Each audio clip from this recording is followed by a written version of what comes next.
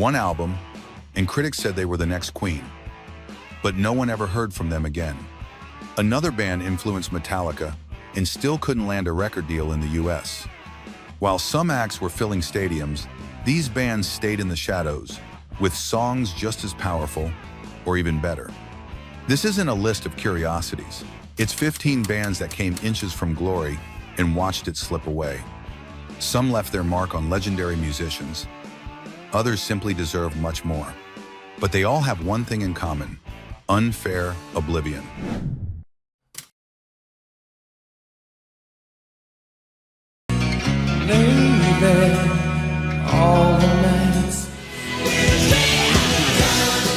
Helix was one of the hardest-hitting Canadian bands on the 80s hard rock scene.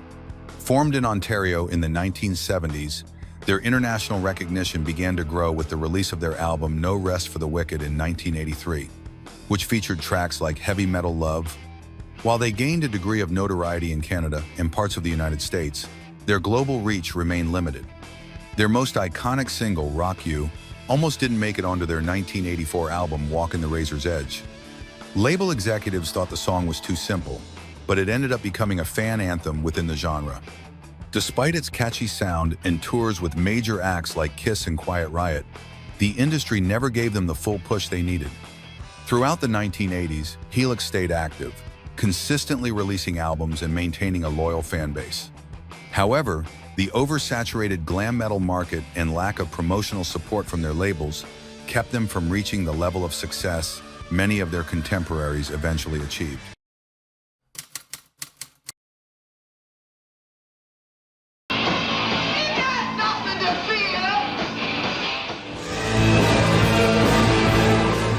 Smash Gladys emerged from the heart of the New York rock scene, known for their raw sound and explosive stage energy. Fronted by Sally Cato, they made a name for themselves in the underground club circuit, blending glam and sleaze rock at a time when the mainstream leaned toward a more polished aesthetic. Their 1988 album Social Intercourse is remembered for tracks like LA Confidential and Eye Candy, which showcased a provocative, no-filter attitude. Despite signing with a major label and getting some limited airplay on MTV, their grittier, more aggressive style didn't quite break through to a broader audience. Though the band eventually disbanded in the early 1990s, their legacy lived on among fans who saw them as a genuine alternative to the more overproduced side of glam rock.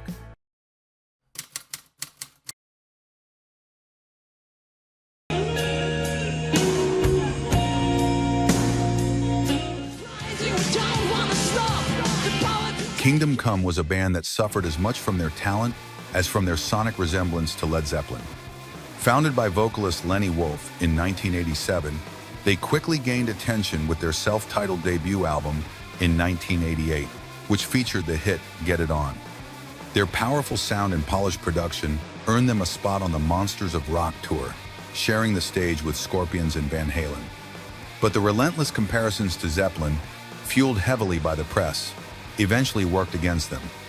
Many critics dismissed them as mere imitators, which stalled their momentum. Despite achieving gold status in the United States and building a solid fan base in Europe, Kingdom Come struggled to stay on the radar in the North American market. Critical bias overshadowed what could have been a much broader and lasting career. Do you think they were judged too harshly? Drop your opinion in the comments.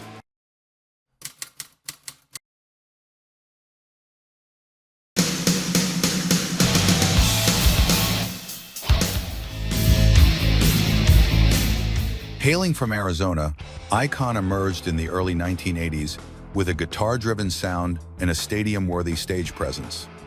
Their debut album, released in 1984, featured hard-hitting tracks like Rock On Through the Night, which defined the hard rock identity they were aiming for. Their second album, Night of the Crime, produced by Eddie Kramer, is considered by many a hidden gem of melodic rock. It blended catchy choruses with aggressive riffs, striking a balance that few bands managed to achieve. However, lineup changes and a lack of label support made it difficult for the band to gain traction. While critics appreciated their work, the general public never fully embraced them. Even though Icon had all the elements to compete with more well-known acts, poor promotion and an oversaturated industry pushed them into the background.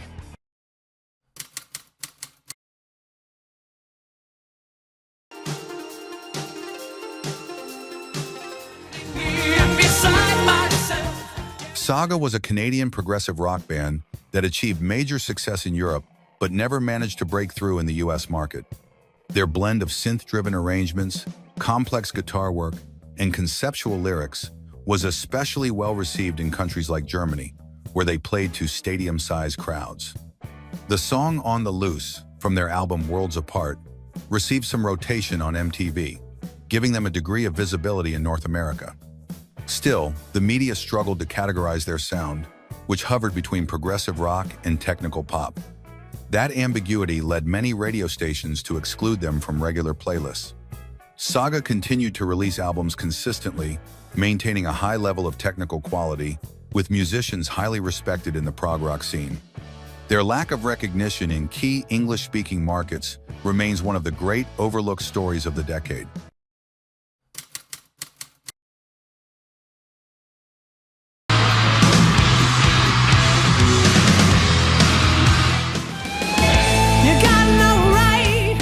Triumph was a Canadian band that combined musical virtuosity with visually stunning live performances. Formed in Toronto in 1975, they stood out for their technical precision and concerts filled with advanced lighting and stage production, elements that set a new standard for live rock shows at the time. Their 1981 album Allied Forces brought them wider recognition in North America, with tracks like Magic Power and Fight the Good Fight receiving strong airplay on rock radio. Despite earning multiple gold and platinum records in Canada and gaining some traction in the United States, they were never pushed as a top-tier act on the global stage. The band members, especially Rick Emmett, were highly respected musicians within the scene. However, the industry at large tended to favor more commercial, less complex acts, leaving Triumph somewhat underappreciated despite their talent and innovation.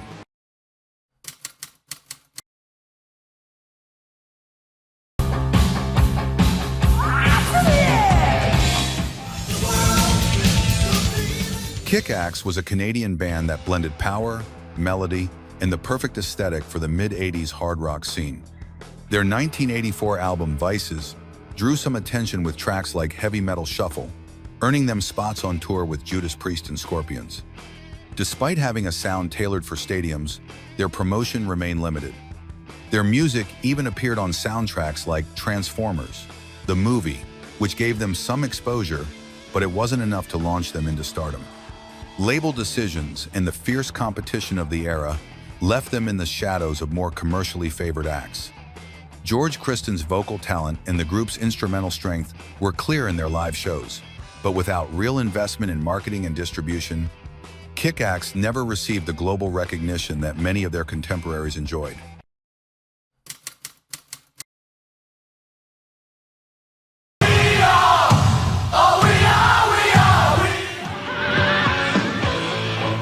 Warlock emerged from Germany, fronted by the powerful voice of Doro Pesch, one of the few women to lead a heavy metal band in the 1980s. Her stage presence and distinctive vocal style quickly drew attention across Europe, especially following the release of Triumph and Agony in 1987. Although they toured internationally and played major festivals like Monsters of Rock, Warlock struggled to break into markets like the United States. Legal issues surrounding the band's name and the instability of the industry made it difficult for them to establish a firm foothold. At the time, the music world still wasn't ready for a female vocalist dominating a heavy metal stage. Doro Pesch would go on to become a major influence in the genre, eventually becoming the first woman to receive the Metal Hammer Award in Germany. Warlock, however, remained a cult band, respected for their contributions but never reaching the level of exposure they truly deserved. Before we move on to the next point, we have to ask, do you think female leadership was underestimated in 80s rock? Let us know what you think in the comments.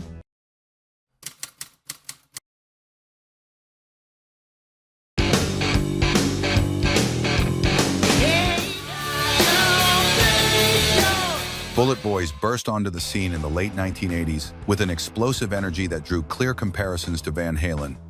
Their self-titled debut album, produced by Ted Templeman, the same producer behind Van Halen's early hits, featured the single Smooth Up and Ya, which received regular rotation on MTV. The album was well received and performed respectably on the charts, but the band quickly became a casualty of the glam metal market collapse in the years that followed.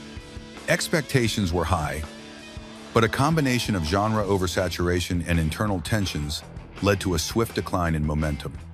Despite having strong production, solid stage presence, and the support of a renowned producer, Bullet Boys were unable to maintain their initial surge of success.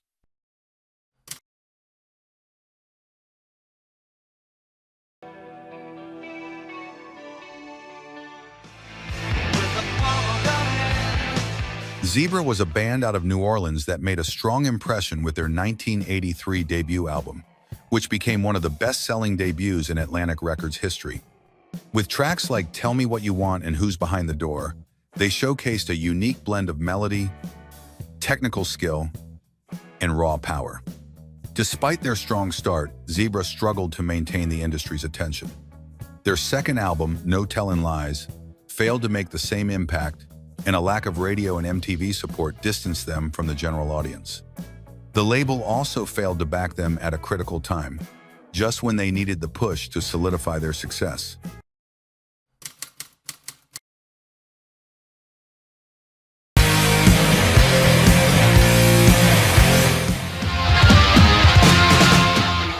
Anvil was one of the pioneering bands of Canadian metal in the 1980s, formed by Steve Lipskudlow and Rob Reiner. Their 1982 album Metal on Metal had a direct influence on bands like Metallica, Slayer, and Anthrax. Their raw, fast-paced sound helped lay the groundwork for both thrash and speed metal. Despite their talent and the respect they earned within the music community, they never received the commercial backing they needed. A mix of poor management, bad label decisions, and promotion issues left Anvil stuck on the sidelines of success, even as bands they had inspired were rising to global fame. Throughout the 80s, they released strong albums like Forged in Fire and Strength of Steel, but a lack of media visibility kept them in the shadows. Their true impact wasn't fully recognized until years later, but during their most active period, they were brutally overlooked by the industry.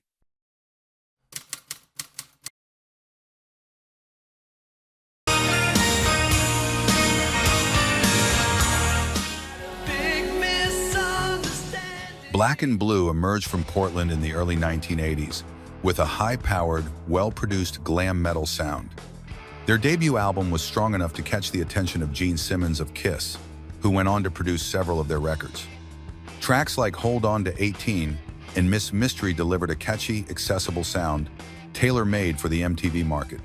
However, the oversaturated glam metal scene and missteps in promotion kept them from reaching the level of success many had expected.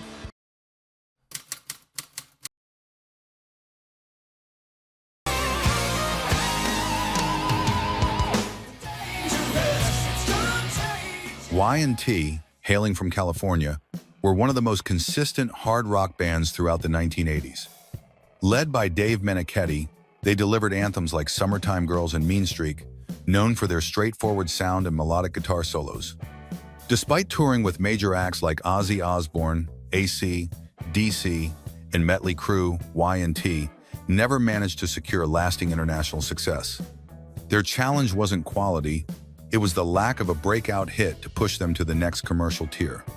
Their style also didn't fit neatly into glam or heavy metal, which made marketing and categorization more difficult.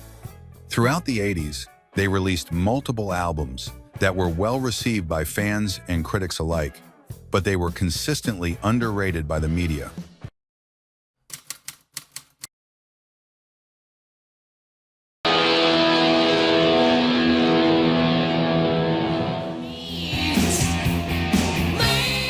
Fastway was founded by two well-known names, Fast Eddie Clarke of Motorhead and Pete Way of UFO. Although Pete Way didn't stay with the band, the name stuck. Their 1983 debut album positioned them as a serious contender in the British hard rock scene, with tracks like Say What You Will gaining traction on rock radio. Their style fused heavy riffs with a blues-influenced rhythm section, giving them a distinct identity. They shared stages with AC/DC and received strong critical reviews, but commercial success eluded them. A constantly shifting lineup and a lack of clear musical direction in later albums hindered their momentum.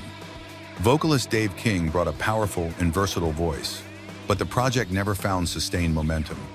Interestingly, years later, King would find success in a completely different genre with the Celtic punk band Flogging Molly, while Fastway remained one of the great unfulfilled promises of 80s rock.